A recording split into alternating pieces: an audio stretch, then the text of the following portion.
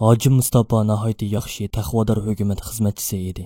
U bu yil 50 yoshga kirgan bo'lib, hozirga qadar Allohdan boshqa hech kimdan qo'rqinchisi yo'q edi. Adolatparvar kishi bo'lib, har doim rost so'zlaydi. Hojatmanning hojatini ravo qiladi. Mard va oq ko'ngil bo'lib, ko'rgan bilganlarning hammasi uni yaxshi ko'radi. Bir kuni qo'shni kanitdagi do'stlarning biri uni qizining to'y murosimiga qatnashib berish uchun taklif qildi. U kashkirganda to'ydan qaytib kelish jarayonida yo'lda bir lukchakning ojiz bechora bir odamning bo'ynini siqib turib, pichoq tiqayotgan ko'rinishga shohid bo'lib qoldi va shu hamon telefonni chiqarib, ularni suratga tortib olib, soqchilarga xabar qilib qo'ydi. Ammo hayron qolarlik ish shuki, bu lukchak yigit dal soqchi idorasining boshlig'ining jiyani edi. Boshliq uningga tahdid silib, agar guvohligingdan yenib olmasang, yomon oqibatga qolasan dedi.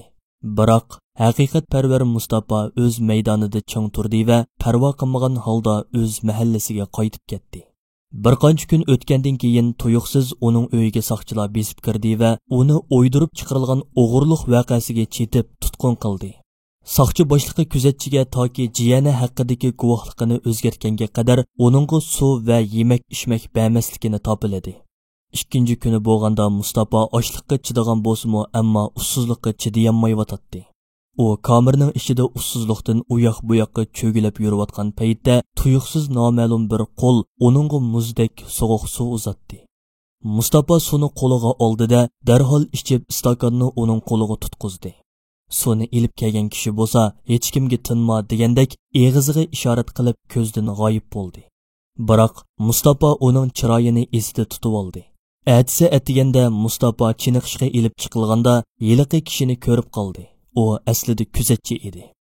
Mustafa uningdan nima uchun xatarga tavakkul qilib, suv ko'tarib kelib o'zini qutqizib olganligini so'radi.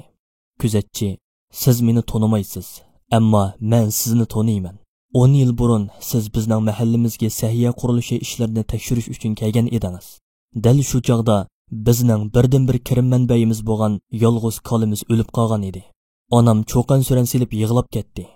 Siz buni anglab darhol uyimizga kirdingiz va bir kola setib darajada yetarli pul chekib bergan edingiz. Siz bizni xijolatda qo'ymaslik uchun bu ish to'g'riliq surishti qilib uyimizga takrar kelmadingiz. Ammo u pulga setib olgan seg'in kola bilan bizning turmush ahvolimiz nihoyat yaxshilangan edi." Mustafa tabassum qilib mundoq dedi: "Payg'ambar alayhissalom haqiqatan rost so'zlagan ekan. Yushurin qilingan sadiqa Allohning g'azab o'tini o'chiradi. Xayr saxovatlar yomon oqibatlardan qo'g'dab qoladi."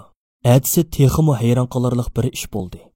Kuzatchi markaziy bexatarlik idorasiga berib, soqchi boshlig'ining Hoji Mustafaga tuhmat qilganligini, uning aslida begunoh ekanligini dalil paketlar bilan o'ttirg'a qo'ydi.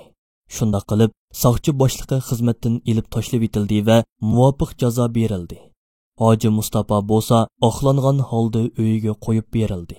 Alloh taolo mundoq deydi: "Er ayol mu'minlardan kimki yaxshi amal qiladigan, biz uni albatta dunyoning qanoatchanlik, halol rizq va yaxshi amallarga muvaffaq qilib, obdan yoshitamiz.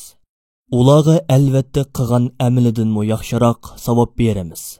Sura Nahl 95-97 oyatlar.